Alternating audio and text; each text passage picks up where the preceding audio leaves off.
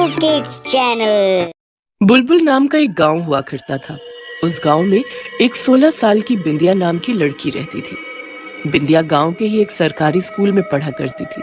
बिंदिया पढ़ने लिखने में बहुत होशियार थी, लेकिन उसके मम्मी पापा बहुत ही गरीब थे। एक दिन बिंदिया अपनी माँ से अपनी पढ़ाई के बारे में बात कर रही होती है। अम्मा, तुमको पता है आज हमारे स्कूल में परीक्षा हुई थी और मैं उसमें प्रथम आई हूँ। अरे वाह मेरा बच्चा, बहुत बढ़िया, तुम तो बहुत ही होनहार हो। आज मैं तुम्हारे लिए एक अच्छा सा घी का पराठा बना कर देती हूँ। ओहो अम्मा, आप हर बार मुझे घी वाले पराठे से बहला देती हो। आज मैं तुम्हारी बातों में नहीं आऊंगी। तभी बिंदिया के पापा वहां आ जाते हैं। बाबा, मुझे आगे पढ़ना है, मैं और पढ़ना चाहती हूँ, मैं कॉलेज जाना चाहती हूँ और क्या करना चाहती हूँ, फिर आप दोनों को मैं पूरी दुनिया घुमाना चाहती हूँ। अरे वाह, मेरी बेटी के इतने बड़े बड़े ख्वाब हैं। मैं तो तुमसे बहुत खुश हूँ। मुझे तुमसे कुछ नहीं चाहिए। मुझे कुछ नहीं पता, बस मैं आगे पढ़ना चाहती हूँ। मेरी बच्ची, मुझे माफ कर दो, मैं तुम्हें आगे नहीं पढ़ा सकता। मेरे पास इतने पैसे नहीं हैं जो मैं तुम्हें आगे पढ़ा सकूं। तुम्हारे ख्वाबों को ना पूरा करके मुझे भी बहुत बुरा लगता है, पर मैं क्या करूं? बाबा, आप रोइए मत, कोई बात नहीं बाबा। एक दिन जब बिंदिया अपने स्कूल की तरफ जा रही थी, तभी उस रास्ते से जमींदार का बेटा सूरज अपनी जीप लेकर निकलता है। सूरज की नजर बिंदिया पर पड़ती है। अरे वाह, ये लड़की तो बहुत ही सुंदर है। अरे सुन तो बबुआ, ये लड़की कौन है? अरे मालिक, ये तो अपने गांव के किसान की बेटी है। अच्छा, अभी अपने बाबा से कहकर मैं इसके घर अपना रिश्ता भिजवाता हूँ। कुछ ही दिनों में सूरज अपने जमींदार पापा के साथ बिंदिया के घर अपना रिश्ता लेकर जाता है। हमें आपकी बेटी बहुत पसंद है। हम चाहते हैं कि हम आपकी बेटी बिंदिया को अपने घर की बहू बना लें। अरे जमींदार बाबा, हमारे तो भाग खुल गए जो आप हमारे घर रिश्ता लेकर आए। हमारी तरफ से ये रिश्ता तय है। बिंदिया की शादी सूरज के साथ तय हो जाती है, लेकिन बिंदिया इस बात से खुश नहीं होती। बिंदिया की शादी सूरज के साथ हो जाती है, लेकिन उसको शादी के बाद में पता चलता है कि सूरज को नशे की लत थी। सूरज हर रात को अपने दोस्तों के साथ शराब पीकर आता था। बिंदिया जब सूरज को शराब छोड़ने को बोलती थी, तो सूरज उसे डांटने लगता था। सुनो जी, आप ये शराब न पिया कीजिए, इससे आपकी तबीयत खराब हो सकती है। ओ बिंदिया, मैं यहाँ तुझे अपने ऊपर हुक्म चलाने के लिए नहीं लाया हूँ। तू अपना काम से काम रखा कर। एक दिन बिंदिया की दोस्त शालिनी उससे मिलने आती है। अरे बिंदिया, तू तो शादी के बाद बड़ी कमजोर हो गई है। जमींदार साहब तेरा ख्याल नहीं रखते क्या?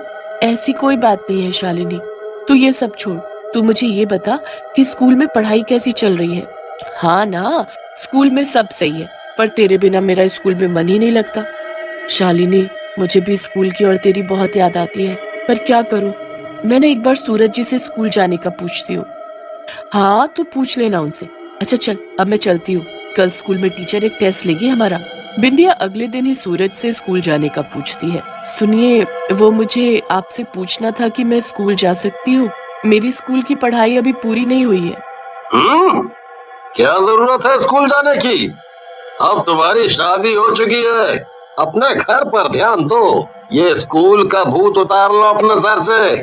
और वैसे भी तुम्हारी एक जमींदार के बेटे से शादी हो गई है, वो काफी नहीं है तुम्हारे लिए? बिंदिया को सूरज की बातों का बहुत बुरा लगता है। एक दिन सूरज की तबीयत बहुत खराब हो जाती है। वो जोर जोर से खांसना शुरू कर देता है और उसे खून की खांसी आनी शुरू हो जाती है। अरे कोई जीप लेकर आओ, सूरज जी को हॉस्पिटल लेकर जाना है। बिंदिया सूरज को हॉस्पिटल ले जाती है। डॉक्टर, आप प्लीज कुछ करिए, उनको बचा लीजिए। डॉक्टर सूरज को ठीक करने की बहुत कोशिश करते हैं, लेकिन उनकी हर कोशिश नाकाम हो जाती है। डॉक्टर सूरज को नहीं बचा पाते। इस खबर से जमींदार साहब बहुत रोते हैं। सूरज के मरने के बाद गांव वाले उसके शव का अंतिम संस्कार करने चले जाते हैं। तभी गांव की औरतें बिंदिया के पास जाती हैं। बिंदिया, तुम्हें हमारे साथ चिता के पास चलना होगा। लेकिन क्यों? क्योंकि तुम्हें सूरज की चिता पर सती होना पड़ेगा। सती? ये क्या होता है? अरे तुम्हें पता नहीं इस प्रथा के बारे में? ये तो हमारे गांव में कब से चलती आ रही है। इसमें पति की मौत होने पर पति की चिता के साथ ही उसकी पत्नी जल जाती है। क्या? लेकिन ऐसा क्यों हो रहा है? ये तो गलत है, मैं ये सब नहीं करूंगी।